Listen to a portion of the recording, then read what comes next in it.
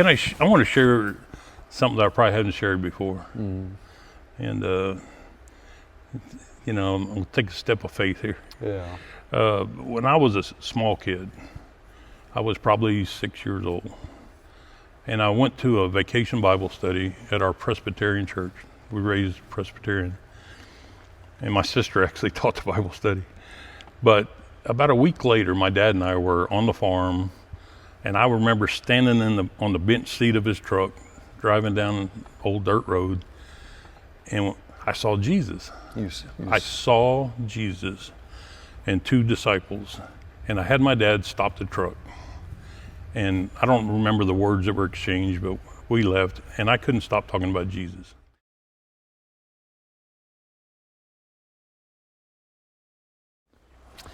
Folks, welcome to another opportunity for you to find out some things that maybe you didn't even know about yourself. Under the theme, there's more. There is more than what your middle name is. There's more than your street address. There's more than the car you drive, more than where you went to school, more about you than who you work for. And the something more, as we try to just keep saying, the something more is the something more that the Lord Jesus can bring into our lives. And he doesn't change our eye color, he doesn't change the size of our feet, but when he moves in, there are just some things from the inside out that he can change for the better, and open our eyes up to some greater opportunities than maybe we've ever realized. One of my favorite people on the face of the earth is here with us today. We lovingly call him Big John, and this is John Meyer. And John, thank you for my pleasure getting in on this with us today. And we go back 1992. 1992. April, I think it was 29th, 1992. Good gracious. It was, I think, the first Wednesday after Easter. In 92. Yep. Well, Alamo City was a pretty new church at that time, and a lot of things going on, and you and Brenda just kind of showed up here. Somebody told you about what was going on, I guess. That was a long story. Yeah, Ed Mosley, he came here on the eve of Easter. He was drunk. He was out in the parking lot, and he was looking at the church because he just going through a divorce. He was having a hard time. He worked for me, and he was looking at the time it starts on the window, and you drove up, and it was. Like I said, Easter Eve, and you told him, invited him to church that Sunday morning. Ed walked in, got saved, and couldn't stop talking about it. Wow. And I was here probably that next Wednesday after that. Wow. So. Well, and that, there's just, the Lord has a way of just connecting hearts, and he connected our hearts pretty quick. We hadn't known each other until just at that point in time. But we had common friends. We did. We did. And that's how the Lord will do it lots of times. It's relationships, and thank the Lord. He's blessed us. He has blessed me having a friendship with you, and just seeing how the Lord's been working in your life and Brenda's life over these years. Take us back to where this all got started. You're a native San Antonian. I am. I grew up in southeast side of San Antonio. Born in '59. My parents had built a house. Probably 52, 53. My sister still lives in that house today. Really? Yeah. And I didn't go far. I went to East Central, and right behind our house was Holt Machinery at the time. How about that? And that's been a career at Holt. So you started there, working there while you were in high school, or when you graduated? No, actually, you had to be 18 to work there at the time. I graduated at 17.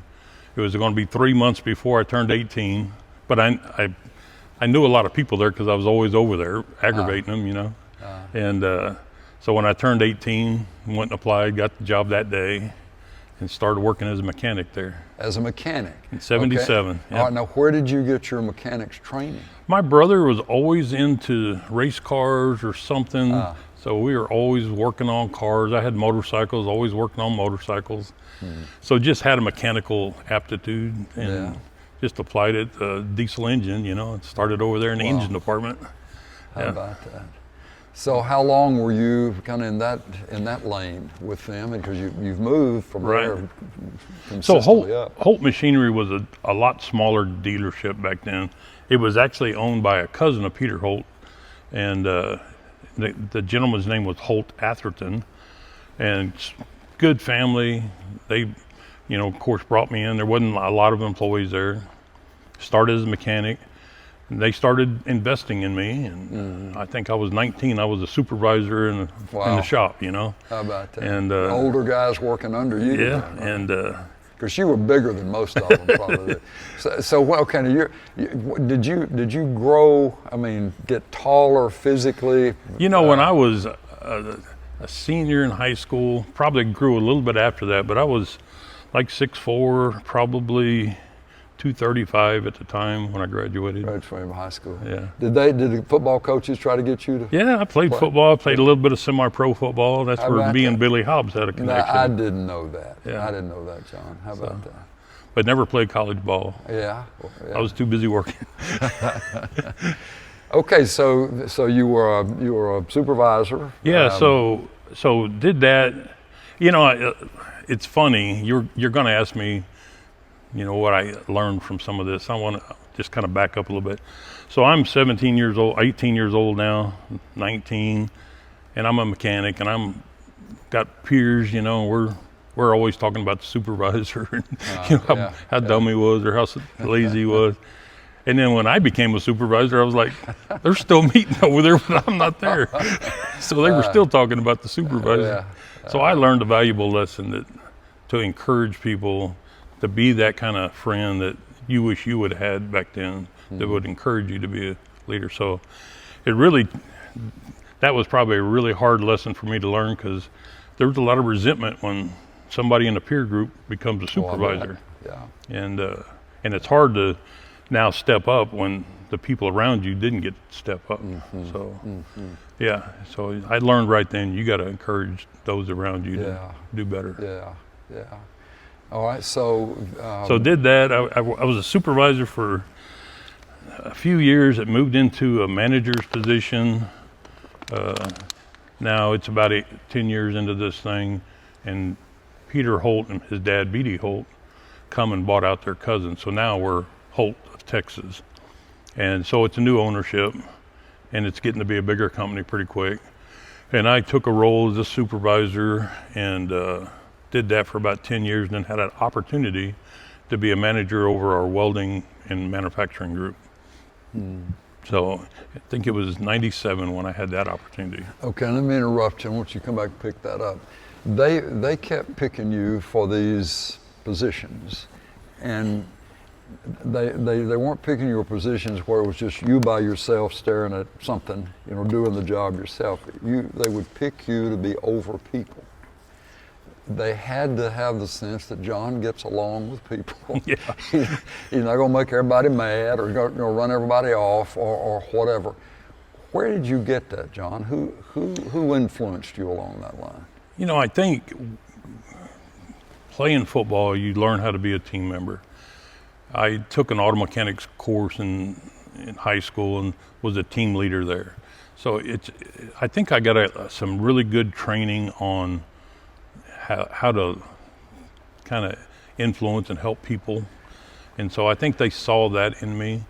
They also invested a lot of money sending me to schools and classes, training me to do better at that. Also like to read, and I was reading a lot of Zig Ziglar books, and really some of them were really kind of hit home. Some of those things you remember, Zig Ziglar saying, you can have everything in life you want if you'll just help enough other people get what they want. And it's just things like that stick with you and kind of form you into a leader that now is, effective and productive. Absolutely. Well, now there had to be some preparation for that. I know you're wired.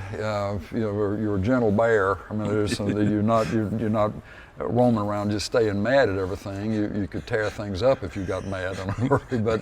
But you're wired that way to to have a compassion for people and be interested in them and and so forth. And that's a natural something, but I really do believe that you were, that was encouraged in you instead of shut down. Right. Yeah.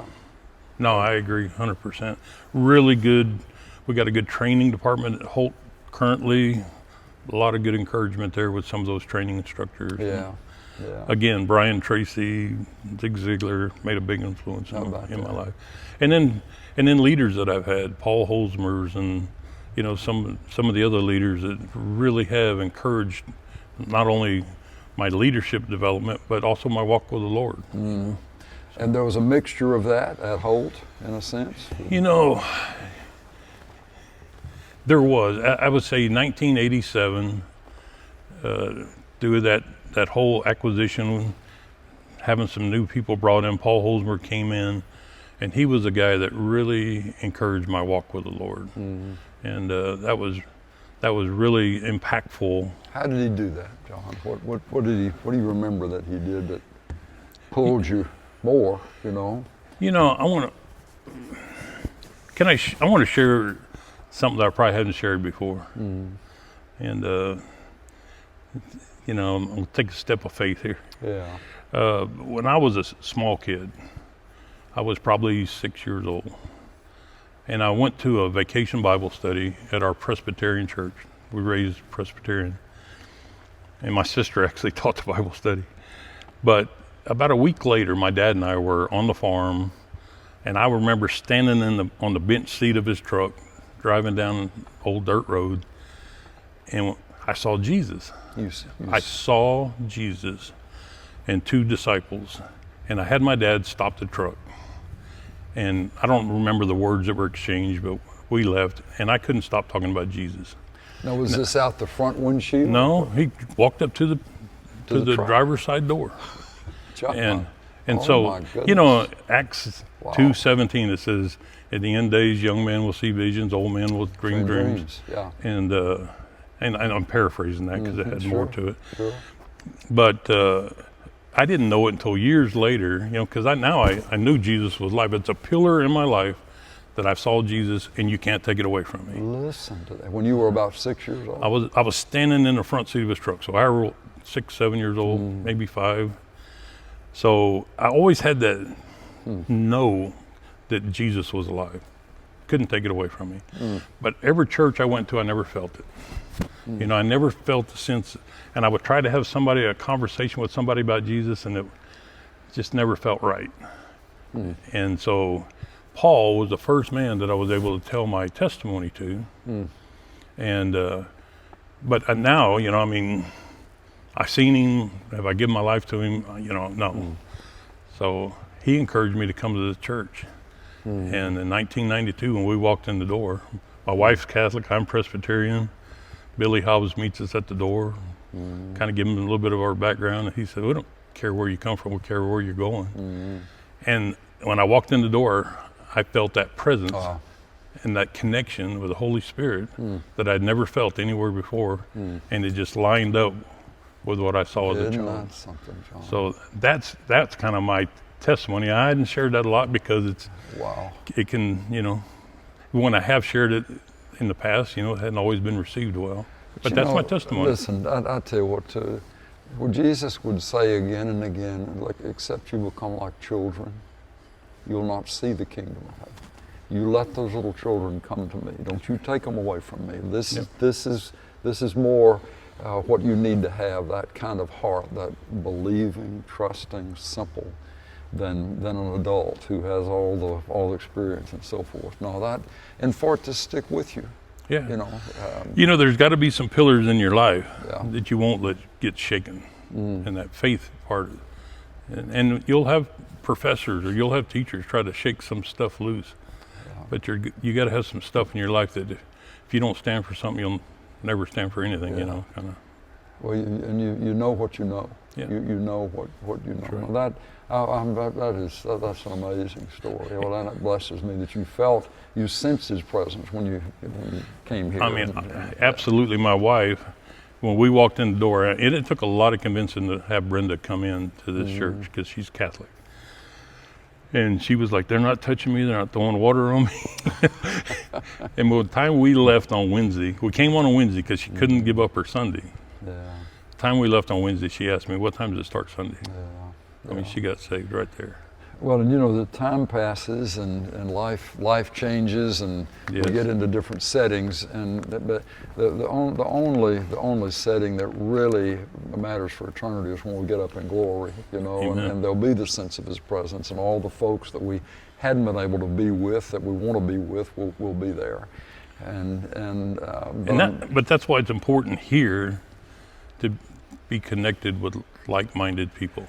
To be encouraged by people that'll, encourage the right kind of motivation. Along that line, I'm kind of, straying a little bit here, but I'm feeling increasingly convinced that there's truth in this, that just what you said, that the Lord desires for His people to be connected, like-minded people, and we're connected by way of the Spirit drawing us to each other.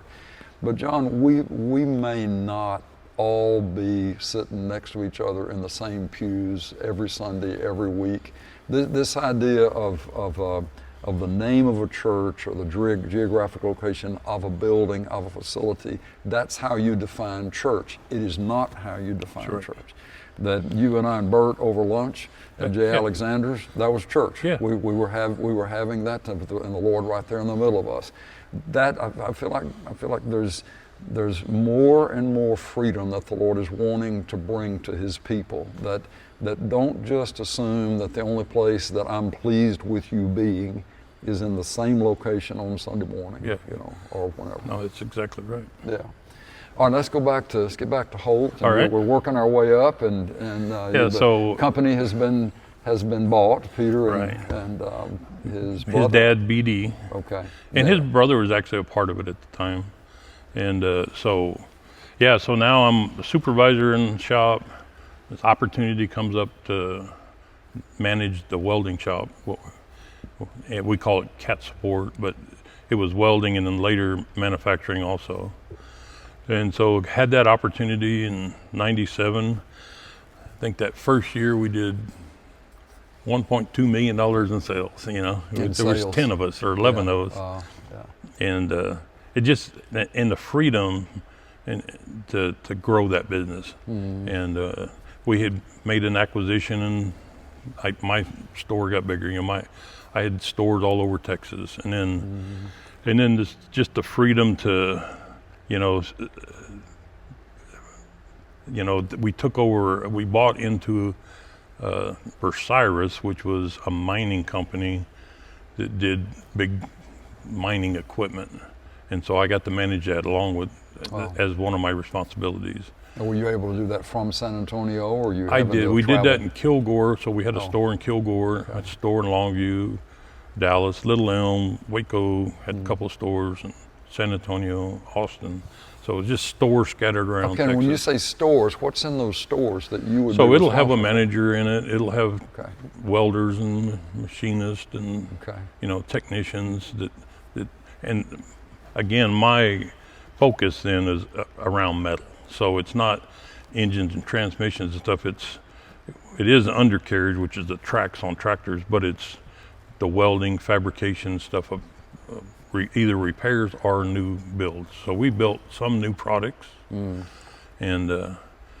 so that that went on for I think 2013 is when we bought the mining company, and then in probably 2018 I went to Peter and said, maybe 2017, he wanted to put my manufacturing, and we had another group that did some manufacturing. He wanted to put that together in one location. Well, we didn't have a big enough footprint for all of that. So we needed a place. Caterpillar was abandoning a whole facility in Waco that we were able to purchase. So went in with a proposal to Peter and said, look, you want to put all this manufacturing together? We got a spot we can do it. It's going to cost, I don't know, we spent $30 million probably buying it and retooling this shops. And so he allowed me to do that. And then, of course, nobody does it by themselves. Don't get me wrong. Yeah. But now we were able to grow that business. And We ended up with probably, time I retired a couple of years ago, 300 technicians that worked for me. That's so great. Yeah, and you well, started out as one of them. Yeah, and, started out as a technician. We did last year. I think we did a little over $100 million in business from our group. So just load the whole family, the opportunities they give people like me, and just very encouraging. Well, and you've been able to have influence on the men. Were there any lady technicians, or were there also? Yeah, some lady welders that are just spectacular, really good. But we had, in the manufacturing world, you got, distribution, you got, parts, and so there's a lot of women involved. But in manufacturing also, there's a lot of women technicians. Well, I was saying you have influenced a lot of people, and I can't just make it just the men, because there were. Right. What were the things that you particularly enjoyed about working with your people, with your ones that maybe, and it wouldn't just be the bottom line. I'm talking about even relationally that you enjoy doing. I think people are driven to that line of work because they get a motivation from a sense of accomplishment, building something. For example, I think a lot of it is you do it as a team and you step back from it and you look at it and you go, we did that, whatever it is. So I think a lot of it is like-minded individuals that have some of those same motivations, that like to be a part of a team, like to build something, and sense that same satisfaction from a job that's completed, done well. So I think that was some of the stuff, it's more than a paycheck, that there's intrinsic values of, more than just pay and benefits. It's like you want to be a part of that team, you believe in the mission, you believe in the values. Yeah. Then next thing you know, you got a team that's not just working for a paycheck, they're working to accomplish something. Well, the atmosphere is got to be so important to if going to work is like going to hell, or the other one, the other way, that this is, I look forward to going because I'm not going to have everybody breathing on me, or the atmosphere is just a foul atmosphere. So I know you've been a leader, I know, I've been holding blessed. That bar Absolutely blessed. Yeah. Okay, but now, when you retired from Holt a couple of years, 2 years ago, what were you doing then? I was the vice president of engineering and manufacturing. Okay, and you went there straight out of high school as a mechanic. But see, it says a lot about you, but it says a lot about Holt. They would. HEB is another organization in our town that will do the same thing. That they'll find the guys that are ladies that in the beginning, and it's this low level responsibility, but they see something about them. They keep stretching you, testing you, checking you out, and you may end up owning the thing before it's over. It's awesome. I love. I'm not talking bad about any company or any organization. But those family-owned businesses, that now you're never going to be the owner. Yeah, right. You're never going to be the CEO, but there's opportunities in those family-owned businesses that you don't get, working for Southwest Airlines or some publicly traded company. Yeah. Okay, I want to talk a little bit about this other thing that you and I do together that we've been doing since 2000. That is indicative of something we enjoy, but we approached it from the standpoint of how we could we call it growing bigger deer and better men. That's right. Growing bigger deer and better men. A couple of ranches in deep South Texas that the Briscoe family has allowed us to have stewardship over and managing the wildlife, but also that's going to mean hunting groups being put together. And we really, it was just early on, I called you and said we've got an opportunity to put together a group of guys to take over this 16,000 acre ranch and manage the wildlife, and then create a hunting atmosphere and so forth.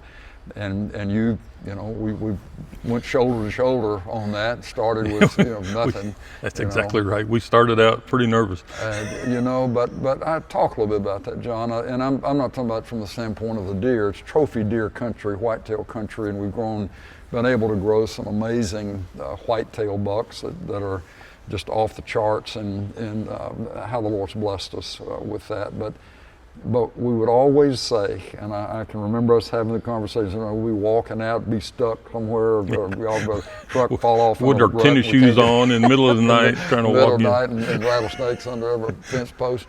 But we would say it's about the men and not the deer. It's about the men. Talk a little bit about that. I think, we both grew up deer hunting, and it was always a passion of ours from our dads. My case is my dad.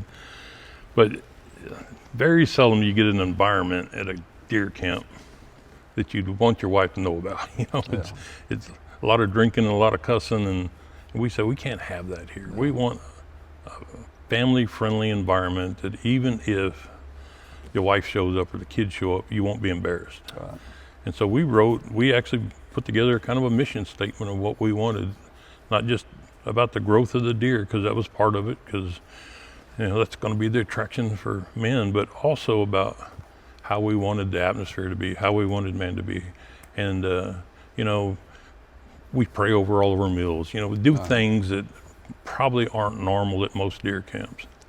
And it's funny because through the years, God has brought men in that have gone, left, but he's put together groups that are they encourage us more than we encourage them most of the time. Wow. And that's just what God's done, because, when we showed up for the very first time, I think it was the very first time we drove in the gate, and you and I drove to every corner of that property and just prayed that God would station an angel there at that corner and protect it, and bless men.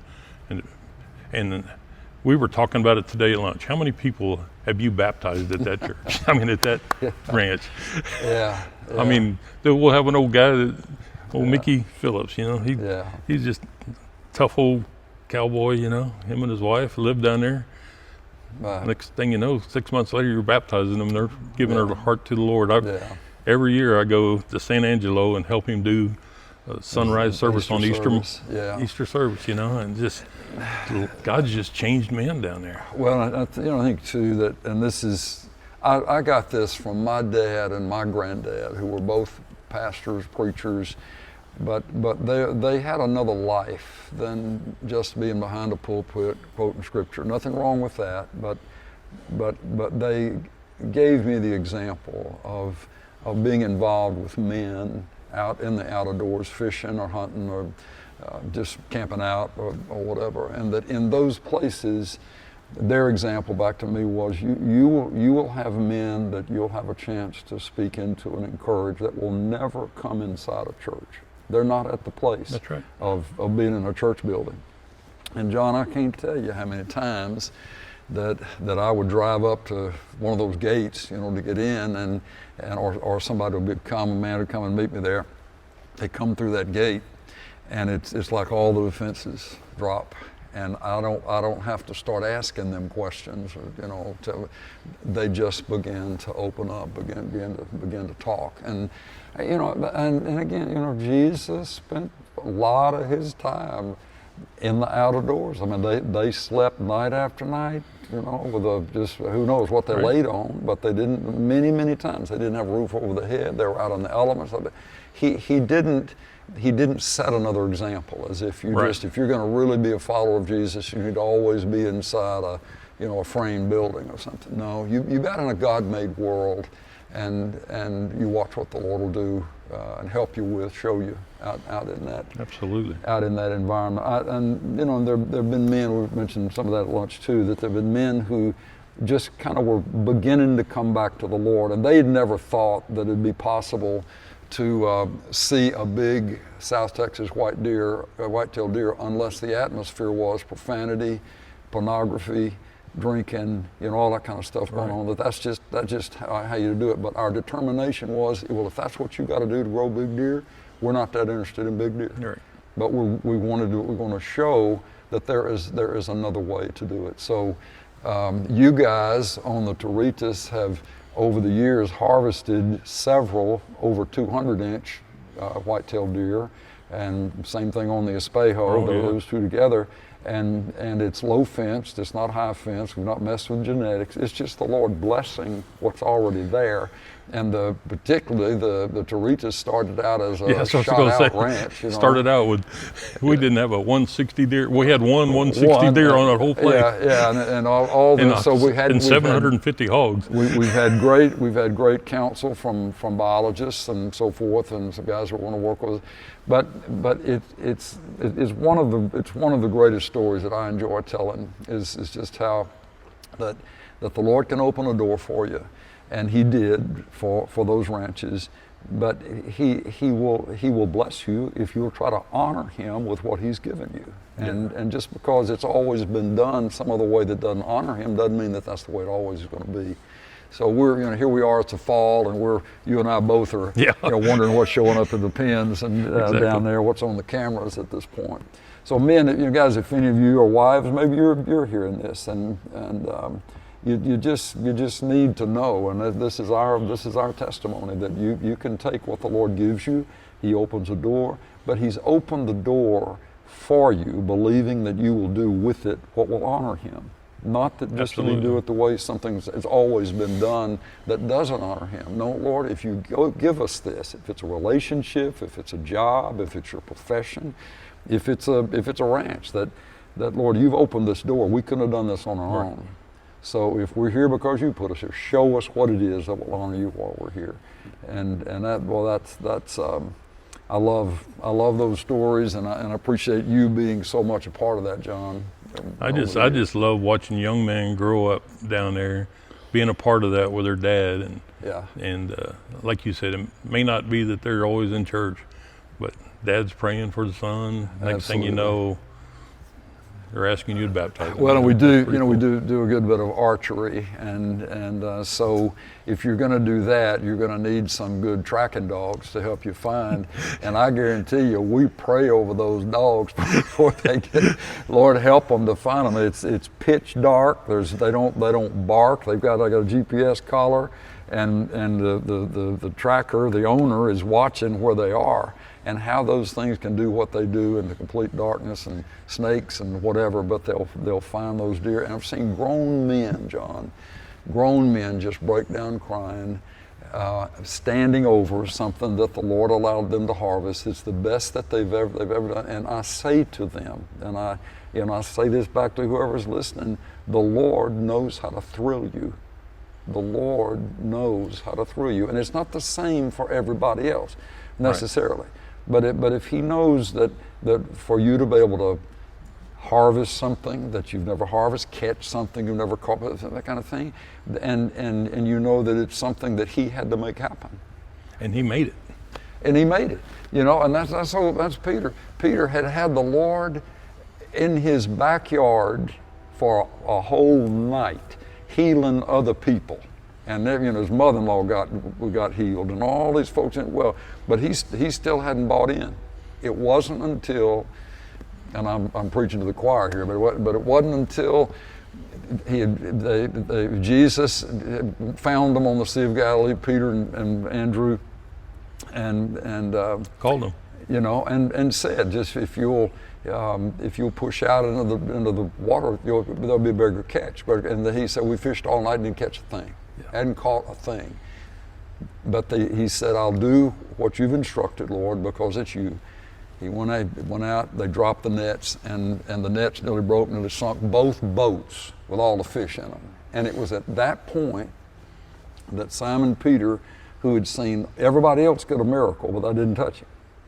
But when he saw his boat about to sink because of all the fish that the Lord put in those nets, that's when he said, depart from me, Lord, for I'm a sinful man, and from that point on, he embraced the real Jesus, and his life was changed, and we've been impacted by that. Yes, Amen. Amen. That he knows how to thrill you.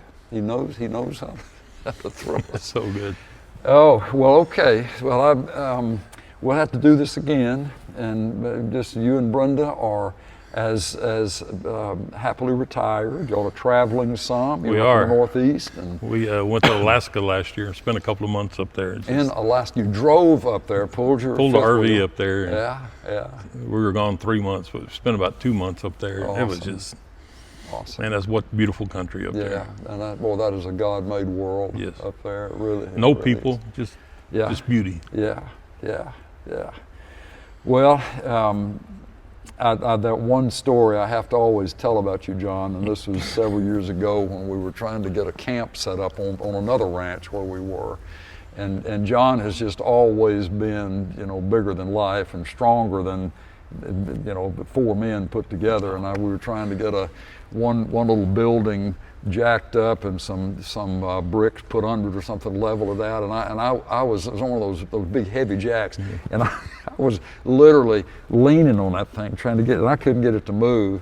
John comes over there, or you were there somewhere close by, Yeah. and I see this arm reach out and take that handle and just pull that thing down like it was a popsicle stick, get that thing. I thought, man, I want John on my side when the shooting starts. I don't want him to be my opponent. And I love spending time with your dad down there too. That Yeah. was so good. Yeah. He was laughing so hard. 'Cause I did that and then you ran back over and jumped on it again, couldn't even move it. He was laughing. That was so Oh my goodness. Well, folks, thanks for just kind of listening in on our conversation today. And again, hold that. Remember that there is more. There is more that the Lord Jesus wants to show you and wants to bless you with. And hang on to this. The Lord knows how to thrill you. He made you. He wired you. He knows that things about us that we don't even know about ourselves. And when we understand, when we get it, that He loves us enough to bless us in ways that we will just be overwhelmed. That changes the whole take on this thing. He's not a mad God, not that we're never going to measure up, we're always going to fail. No, He loves you, and He knows how to thrill you. And life is best when we're living that life with Him, trying to honor Him. Okay. That's the preacher in me kind of unloading a little bit. Bless you all for being with us, and we'll talk to you next time. Thank you. Thank you, David.